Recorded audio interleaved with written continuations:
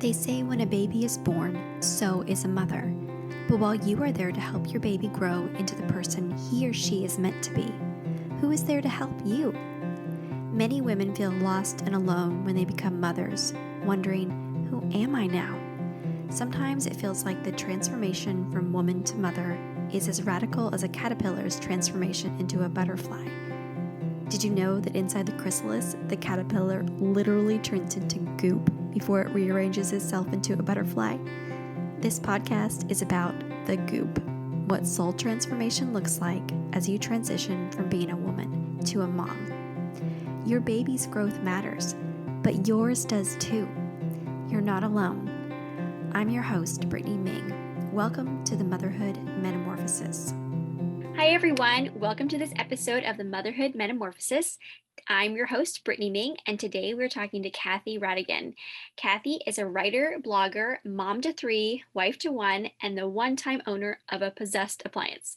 She has fun exploring midlife, marriage, and raising teens, and a college kid on her blog, My Dishwasher is Possessed, and sharing her experiences as a parent to a daughter with significant disabilities on The Special Needs Nest by Kathy Radigan. Welcome, Kathy. I'm so glad we're talking today.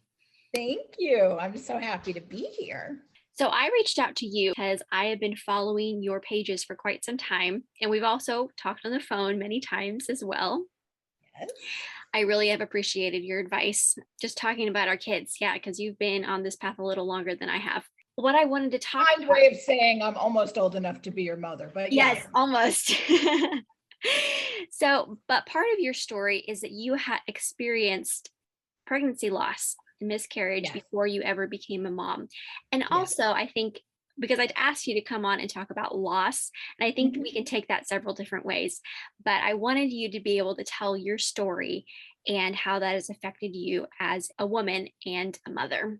Such a dark time in my life. I, always wanted babies, and I met my husband and I fell in love, and, we had kind of worked our way into deciding to have children. We felt ready, and we were married about 3 years, and I got pregnant right away, and I was so excited.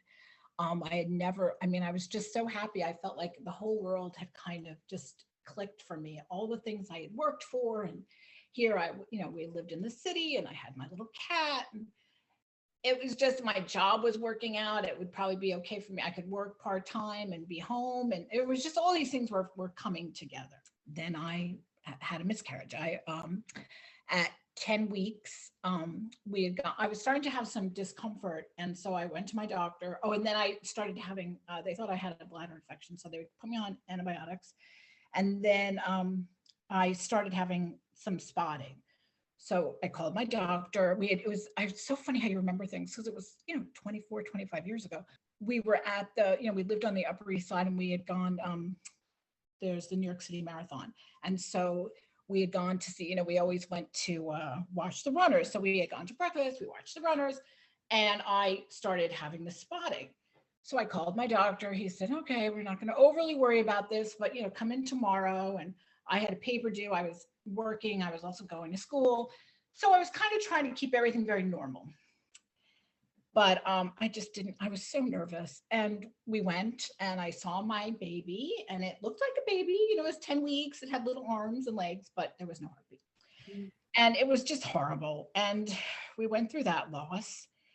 And my husband and I, we prayed at the thing, and it was just so bad. I was just heartbroken. I was heartbroken. I remember walking down the street of my beloved Manhattan. I had taken, my company had given me a week off. And I just remember thinking, like, I don't want to live anymore, which sounds so funny, or not funny, but like, I had a great marriage, I had family, I had so much, but I didn't have this baby, and I wanted this baby so much. So we went through that, and I was, had my therapy and did everything you're supposed to do, and got pregnant again in February, and again, I had a miscarriage. So, okay, just a bad round of luck. The doctors decided they'd kind of, they suggested I go to fertility expert, but I said, no, I don't need that. So they, well, we'll just keep an eye on you. So they did that, and they were doing blood tests, and got pregnant again, had another miscarriage. Then I was right to the fertility doctor.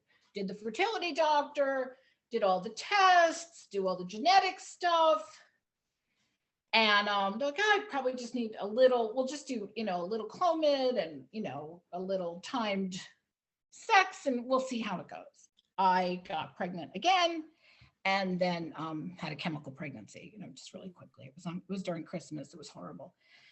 And by that point, I had just had it. Just had it. I was as low as I could go. Joe and I stayed very close, but we had moved out of my beloved Manhattan during the third pregnancy. We were in Queens, which I really didn't want to be in. And so now I'm not in Manhattan, I'm in Queens in this house with a room that we painted blue, baby blue for a baby. Babies and moms all over the place. And the place we were redoing the home, so the Home Depot Expo was right next to Babies R Us. And it felt like it was just like, you can't have this, you can't have this, you can't have this. So I was getting more and more angry, and, going through the fertility doctor, and things were just, one didn't go, two didn't go. They did another biopsy, and it looked like my levels were just not, I was going to need more intensive therapy. And by this point, my husband said, I think we're out, we're done. This is, I feel like we're in Vegas every month, rolling the dice and seeing, if we're going to hit. And I was not sure how I felt about that, but I had decided to do a little prayer vigil, which I've done before. And I'm not overly religious, but I am a spiritual person. And I had gone to church by my office. I worked on Park Avenue. And so it was basically St. Bartholomew's, I think is where I was basically at. And I would pray there every day for 30 days. And I wasn't pregnant. We had decided we would try one more time. And if not, we would, 3 strikes, you're out. I wasn't pregnant. I joined a choir. I got a little more comfortable in the house. Things at work had kind of shifted. So I was happier at my job. And I was like, all right, I guess this just isn't meant to be. And, we started thinking about adoption, and we started, putting our ducks in a row. And we started to try to have a little fun. I remember we went to a cat show in the city because we had our little cat. And, we were just I was just, having fun. My sister was getting married, so I was really involved in that. And the next month, I was pregnant. And, I went to the doctor with my pregnancy test in my hand going, I only had sex once this month. And that baby stayed. And the doctor, she's like, I'm putting you on progesterone, but purely because I want to feel like I have something to do with this. Because, and I got pregnant, and it was great. I was terrified, but it was great. But those losses, it was such a bleak time. And I now look at it that it was this really weird gift, not losing the babies, but what I learned from it. Because when I had my son and my 2 other children, I always remember, but I remember one time my son was crying, and I was tired, and my husband worked all the time. So I was alone, and I hadn't quite made friends yet. And I was feeling so like the world on top of me. Motherhood was so new. It was completely different than my life before. And I thought, you know what? You would trade your best pre-Tom day for your worst day with baby Thomas. And I was like, you're right, I would. I just loved him, and I loved being his mother, and I loved motherhood. It was just something that I felt like I was good at. I never felt, I was a competent person. I was an executive assistant, and I was competent, and I was, a good friend, and, I did, volunteer work and stuff. I was good at that, but this I was made for. And that's what those losses kind of showed me. And it prepared me for the next journey of my life, which was, having kids with issues, and then having my daughter with such significant issues. And I think, again, had I not been through all of that, I don't think I would have been prepared to deal with my kids. Plus, I always knew, like, Joe and I felt like we really wanted kids. Like, we really worked for them. They were here. And they were our priority, and they've been our priority for 20. Tom just turned 23 in December, so yeah. And how old is your other son and your daughter? My daughter is just turned 20, and my baby is 16. He's going to be 17 in April, but I don't like to say that word, so he's 16. He's only 16. He will stay 16 until the day before he turns 17. Till the day of. No, I'm sorry, Brittany. Till the day of. I liked what you said about how the loss and that time prepared you for the next stage. Can you talk about that and how that has shaped your life? Like, before you have this time, before you became a mother, you had all these significant losses, and then you've had some other challenges too as you've become a mother. So can you tell us about that? Well, yeah, I think the losses of the pregnancies did help, because I felt so different and unhappy, and life was not fair, and I felt all those things. So when Thomas first, I myself am dyslexic and had sensory issues as a kid. I mean, there's family stories of me and my antics. So when my son started to display that stuff, I was kind of like, okay, I'm see, now I know why I went through all that, because I'm the perfect mother for this kid, and I'm going to help him through. And it was challenging, but we gotten through, and I felt like, okay, I can do this. I can do anything. I'm Superwoman. And then I had my daughter, and she was 6 weeks old. I was nursing her. I was in the bed with my husband, and I'm just cooing with her. And I had this profound, this charge went through my body. I've never had this before or after. And I started to cry, and I just knew something was really, really wrong with Lizzie. Not just garden variety, as I call them, garden variety things. Something was really wrong with her. And I said to Joe, I'm like, I woke him up. I'm like, something's wrong with the baby. I know something is really wrong with the baby. She's not looking at me right. Something's wrong. And my husband, thank goodness, was like, okay, if you say something's wrong, something's wrong. Well, we'll find out. And, that was just almost 7 years, or 20 years really, but 7 very hard years of trying to find out what was wrong with Elizabeth. And, we had gone to her pediatrician, who said, yeah, I see what you mean. I get where you're saying she's not completely looking. Let's go to a pediatric eye doctor. I see what you're saying, but everything looks okay, and we'll just keep following her. And, she would make strides. She sat up faster than her brothers, and she crawled faster than her brothers, and she walked faster than her brothers.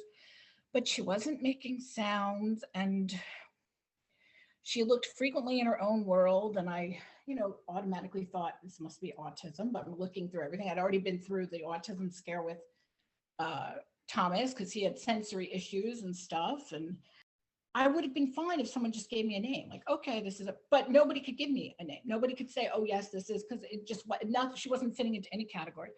And, she would make progress, and then she would not make progress. First, it turned out she had an ear issue. She had been having, unbeknownst to me, she had been having all these ear infections. And even though I was at the pediatrician every other week with her saying there's something wrong, she's having, she's running these fevers. Every time they looked in her ears, they said, no, it's fine. But the way her ears were built, fluid was collecting. They couldn't see it. And so by the time I went at 2, when she went to 2, they were so clogged that they had to scrape it out. Oh. So I thought, okay, I found it. Yay, we found it. And she was, more responsive. But I had made an appointment with a neurologist before we had the ears, because it takes a few months.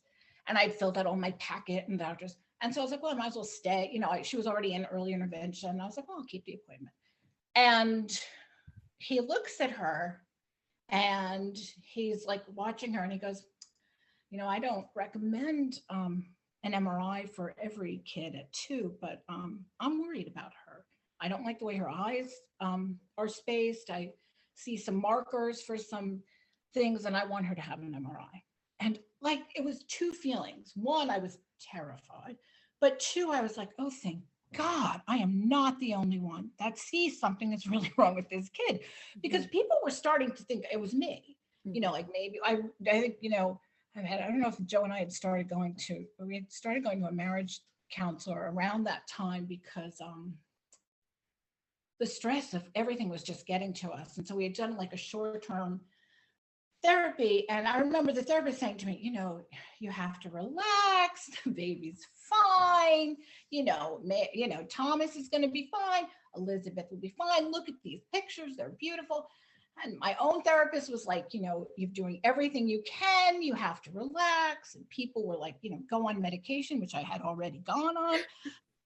And then her MRI came back and it showed there was this profound damage to the white matter. And, you know, the horrible diagnoses were being not just diagnosis of her development, but I mean, like, you know, that she would be dead within a certain amount of period of time.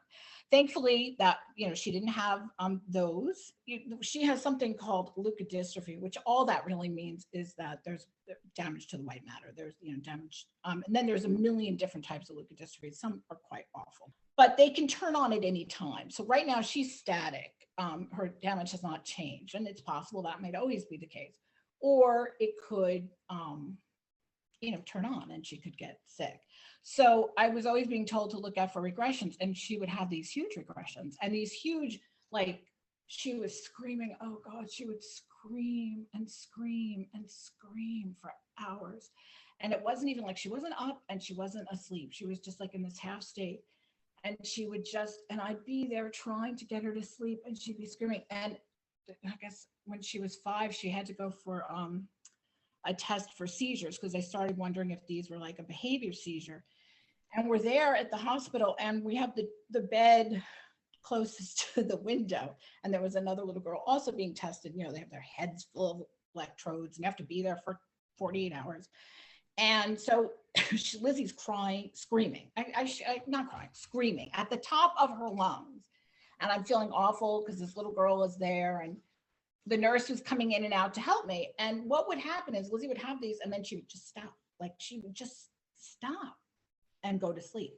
And the nurse, Lizzie's screaming full throttle. The nurse is walking in. She opens the curtain and Lizzie stops. And the nurse goes, Mrs. Radigan, did you do anything to make Elizabeth stop? And I just started laughing. I'm like, no, but I totally get why you're saying that. You know, and she would do that kind of stuff. She'd be up for like 48 hours or 72 hours, and she'd be better than she ever was. She'd talk more. You know, I would call into school and say, well, she's still not sleeping, so I'm keeping her home. And they're like, oh my gosh, is she okay? I'm like, okay. Do you need your roof reshingled? Because I can send her there. And then she would just like, she would do this in school. She would just run around like on no sleep. And then she would just crash and just be out. So, you know, more specialists, more doctors, more, you know, there's always more therapies. And we started to get to a point where we were like, you know, we're not getting any answers. We need to at least live. You know, we couldn't go out anywhere. She'd be screaming. She couldn't remember. The worst was we were at Applebee's with the kids and she starts screaming. So I take her in the bathroom. She's screaming, I want my mother. I want my mother. And I'm like, I'm your mother. Thankfully, I look just like her. But she didn't even remember it. And I'm like, oh my God, you know, someone's going to think I'm kidnapping this child. You know, she hardly talked. It was awful. So we started just kind of dealing with the symptoms. And that's when we were lucky enough, we had gone to a neurologist in the city. And he said, you know, why don't we get you guys to a psychopharmacologist and see if we can do something with medicine. And we found just an angel of a doctor who is no longer with us, but she was just fabulous. And she listened to me and said, gee, that sounds an awful lot like an adult bipolar. And of course, me, in my infinite wisdom in my 2 years of college and acting school, go, oh no, it's not. It's not bipolar in children, because I've read up on that and it doesn't seem anything like that. She's like, no, I'm not saying child bipolar, I'm saying an adult bipolar. Meanwhile, my husband's dying because he's just so tired of me shooting off my mouth, you know, when we're at, you know, the Harvard educated doctor. But she was great. And she'd always say like, no, Kathy has the best instincts. And Joe's like, stop. Don't encourage her. Stop encouraging her. You don't understand.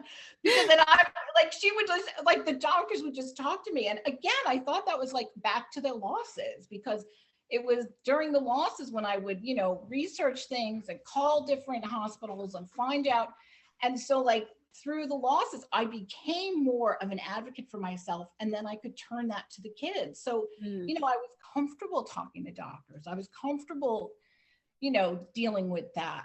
It helped me. It helped me with the teachers. I was able to make friends with the teachers and the therapists, and I used my odd sense of humor. Thankfully, we got help, but it was horrible. Those 7 years were the worst. I mean, they were just so horrible. We'd have to leave, Christmas with my family. It was just so bad. And it was just really bad. So the medicine helped. And then of course, it wasn't like the medicine, whoa, it's over, but that's certainly, at least we were on some sort of path and a doctor that would help. And sometimes the expression is forever mother, or, they'll always be your child. I mean, all my children are my children forever. But Lizzie was not going to leave the nest in the traditional way. She'll be with us. And at 20, we're doing the guardianships, planning for her life when she ages out of the district, was a year and a half. And, trying to figure out what her life is going to look like as an adult and how we're going to deal with that, because she needs so much help. She really does. I mean, she's capable of things, but she gets lost in her mind. And, so just taking a shower by herself isn't possible. And lately, she's 20, and there is a side of her that is 20. And she's like, you're the worst mother in the world, and I don't want your help. And then one time I was really mad, and I'm like, fine, you don't want my help. And then she was like, it took her a while to get dressed. She's like, I can't believe, you left me.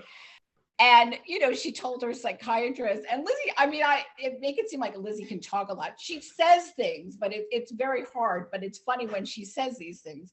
And she was like, I said, well, Lizzie, tell the doctor what you told me, about me being a horrible mother. She's a horrible mother. Why is she a horrible mother?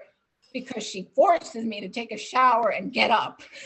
Horrible. So like, I was like, okay, well then I guess, she wants more autonomy. Well, how do you do this? Like, how do you do autonomy with someone who you still have to make sure that she's clean and make sure, how do you manage this? So that's what we're doing now. Yeah.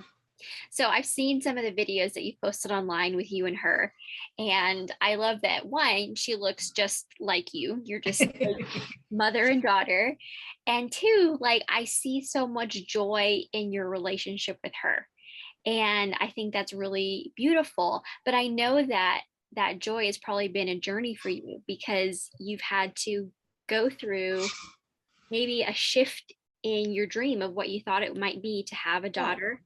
Yeah, it's been a complicated journey, because, at first I was trying to, solve the problem. If I could only solve the problem, then she could, be who she's supposed to be. Mm-hmm. And okay, well, nothing is working. And then I went through a period where, she can be very, in her own world. And I kind of was like, okay, if that's the way it's going to be. And I would try very hard to get in there. She, she loves dolls and stuff. So I would try that, or the princess stuff. But the real change came when about 5 years ago, they put her on lithium, and that somehow did something to kind of connect her a bit more to the world. And so she was a little more connected to me. And at first I was very nervous, because I was like, I've been down this road before, and I'm not going to be hopeful. And I remember she had gone to the doctor that we see now. The doctor goes, well, now Elizabeth says she doesn't always feel like she belongs. I looked at the doctor, and I'd known her for about like maybe 6 months at this point. And I'm like, that's not true. My daughter did not say that to you. And she's like, she did, Kathy. I'm like, no, she did not. And Lizzie talks a lot in like she scripts, but she scripts very appropriately, and she'll put the script in a way to talk to you. She also started getting into heavy metal music, and she would start singing these lyrics, and they were very profound. And I realized that that's what she was telling us. She was telling us that she understood that she was different, because even in school, she's different. The kids that had autism, some of them could talk and some of them could do other things. And Lizzie was very, she's kind of the world and a part of the world. She's, it's very strange, the kind of place she's in. But as I started to kind of relax a little and I started crying, I'm like, I'm not going down this road again. I'm not gonna, think that we can have any kind of real relationship. And the doctor was like, well, we can hold the best for her. We can hold that place for her. That's okay. You can allow that. But I started letting her kind of holding the place that the highest part of her was always there. We were together for dinner and my husband was still commuting at the time. So it was just the kids and I at dinner. We're in the dining room table and my son had just started school and he was talking about falling down in the parking lot and a girl helped him and went to the car. And Lizzie, we thought was out of it. And Lizzie's like, what kind of car does she drive? Oh, well, that makes sense. She's like, what color hair did she have? Was she pretty? And we're like, and my son always says, like whenever Elizabeth talks, like we're all stop. And because we're like, oh, we have her. Okay, we have her. And then we're like, okay, she's here. And then she's back out. But I'm learning I think I've learned to live with that's who she is. Fallen in love with her all over again. I've always loved her, but I think, the fact that she has to go through so much to communicate to this world. And, she works so hard. I do. I love her. I love being with her. She's really funny. She's a trip. She does frequently tell me she hates me, but I really like that. I know people don't understand that, but I'm like, that's fabulous. I mean, I don't say that's fabulous to her. I obviously say, oh, I'm not going to be spoken to that way. But inside, I'm hysterical laughing. But so it's learning also how to communicate with her and how she communicates. But yeah, there is joy. Yeah. Something struck me when you were talking about Lizzie, how you said when the therapist said, this is what she said, and you're like, no, I can't go down that path again. It was like you had this hope that you couldn't trust in, hope of having a different kind of relationship that you had longed for. And I see that maybe as the same type of fear and hope combination that you might have felt trying to try for another baby. Oh, ding, ding, ding, ding, ding. Oh, Brittany, that's brilliant. You're right. But I think that as mothers, like that fear almost becomes like a security blanket because hope feels almost too painful to reach for. And you're going to make me cry, which is not an easy feat. Yes. Hope is too hard. It's too hard.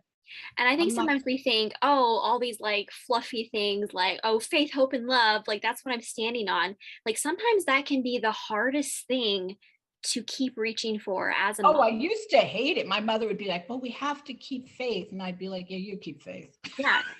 And sometimes I remember having that discussion to her also during the pregnancy. She'd be like, when I was, I think after my fourth miscarriage, my fifth was that's right. I always say 5.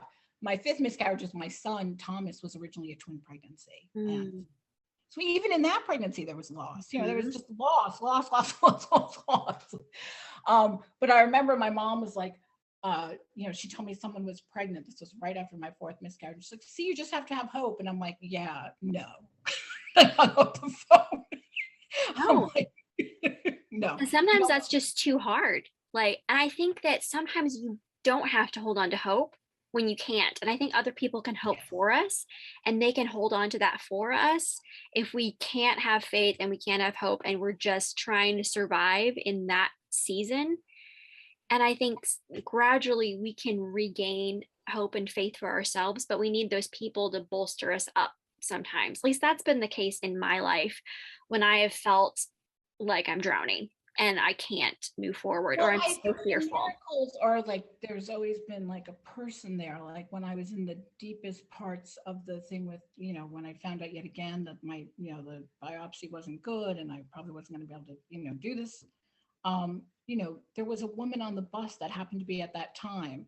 And she just, we just started talking. And like after that conversation, I was like, oh, okay, this is what I'm going to do. I'm going to try one more month. And then, I'm going to go on a vigil. And I'm like, and it was just like a switch. I never saw the woman again. Or I saw the woman like one more time when I was pregnant. But like, it wasn't like she became a friend or anything, but it was like, and that was the same thing like during Elizabeth's time, like something like, the right doctor would come or the right friend would come, or I'd read the right book, or I'd get a feeling.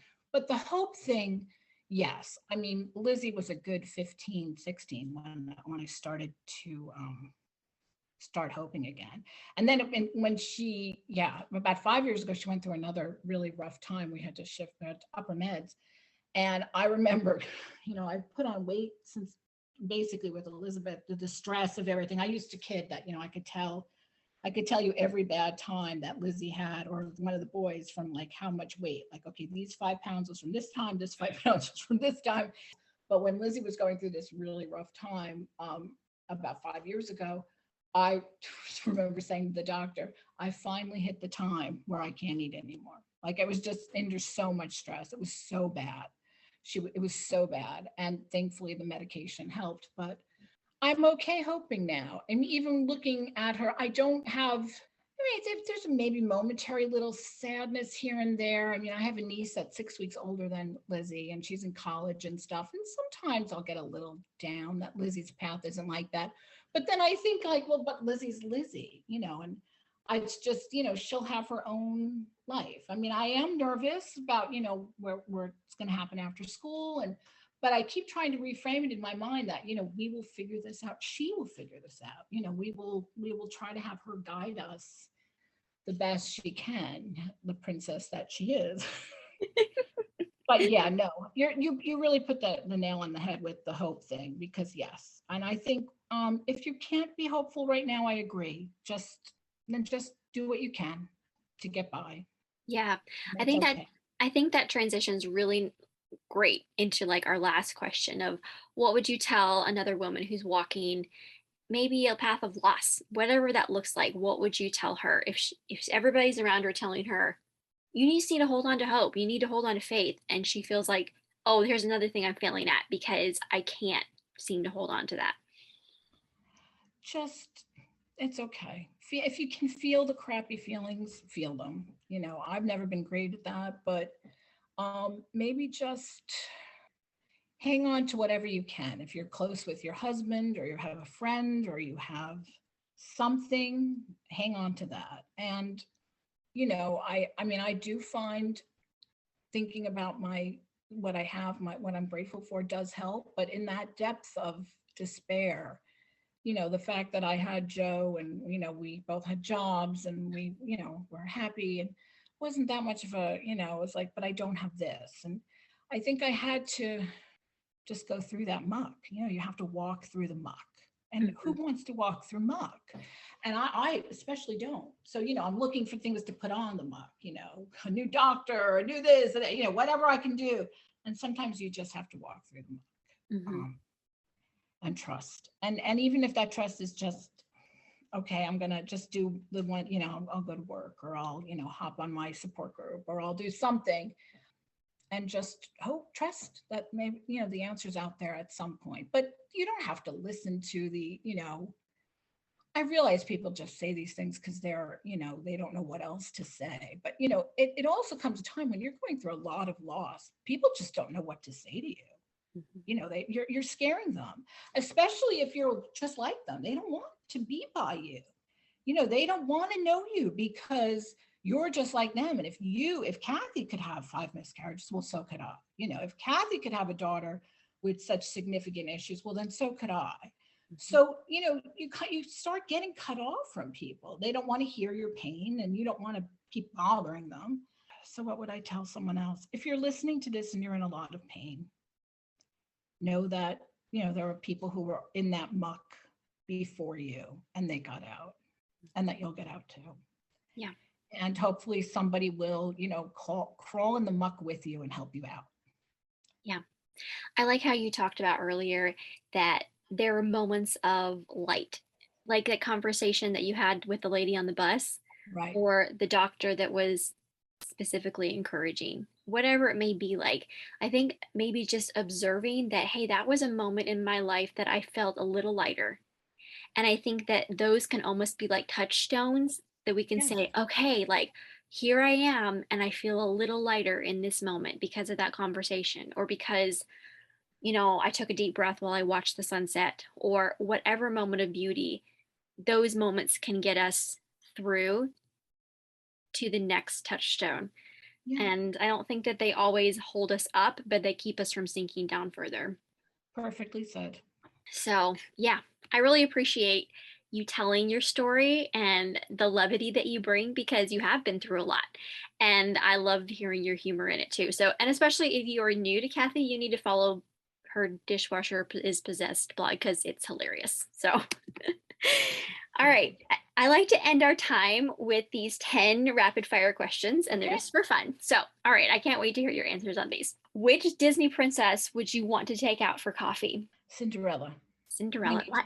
Yeah, she's got to do something with those mice, open up a boutique, enough with waiting for the prince. That's right. That's right. She's fabulous. What's one thing you must have on your nightstand? Lip gloss. Your go-to treat after the kids go to bed. And your kids are older, so maybe now, or maybe like when they were little, what was the thing you had to have when they went to bed? Chocolate or coffee. Are you a late night coffee drinker? Oh, I'll drink coffee anytime. Doesn't matter. I'm going to be up anyway. So yeah. That's great. An ordinary moment that brings you great joy. Hearing my kids, hearing their voices. So schmaltzy, but it's true. Yes. The last show you binged and loved. Last show I just finished binging Hacks, which I thought was good, but I can't say I loved it. So I'm trying to think of the last one I binged and loved. Gonna lose me. So I'll say that Hacks, but it wasn't your favorite. Yeah. No, it was good. Yeah. If you run out of this, you have to go to the store. Lip gloss. You're like, gotta have the lip gloss. No, I'm the same. Yeah. And coffee. And coffee, yes. My husband the other day, I said, do you have any chapstick? And he's like, oh, I have the secret stash. And I'm like, how do you have a secret stash? And he's like, I have one. And so he hooked me up with some more chapstick. My husband keeps secret stashes too. Not of lip gloss. That I'm on my own. That's right. My husband's at work and he's hearing me, and he said, yes, he does keep the stash of lip gloss. No, he doesn't. Who makes you laugh? My husband. Yes. And my kids. Yeah, my husband does too. Sometimes I tell him, I'm like, if you weren't around, I wouldn't laugh every day. And he's like, yes. He's like, totally. No, my husband, totally. He hears this, which is not good, because now he's going to hold that over my head. But yes, he is. Yeah, he does. He makes me laugh. That's right. That's why we stay together, because we're friends and we have kids together. So we better get along. No. Yes.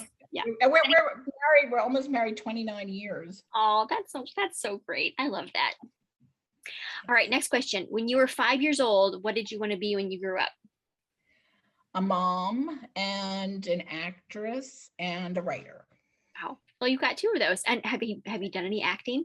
I did. Yeah, I did. That's great. What are you looking forward to? Another day. All right, last one. Finish this sentence. Motherhood is messy, but really, really worth it. That's beautiful. Thank you so much for listening today. If you'd like to follow Kathy, you can find her on Facebook at The Special Needs Nest by Kathy Radigan, and also find her at My Dishwasher's Possessed. Thank you so much, Kathy. I loved our conversation today. Thank you. Thank you so much for listening to this episode of the Motherhood Metamorphosis. If you've enjoyed this episode, please hit the thumbs up and subscribe to this channel so you never miss an episode. Next, tell your friends. Podcasts are a slow growth type of social media, so promo works best when it's from person to person. If you know another mom who's in the goop right now, send her a text of encouragement and the link to the episode that is speaking to your heart right now. If you have a story about your own matrescence, the physical, emotional, hormonal, and social transition that occurs when someone becomes a mother, please leave a comment below. I want this channel to be a place where women can build community about the challenges and joys of their own motherhood metamorphosis. Thank you so much for listening today. I hope it encouraged you and gave you some good food for thought. If you ever have any questions, comments, or you'd like to reach out to me personally, you can email me at brittanyaming@gmail.com.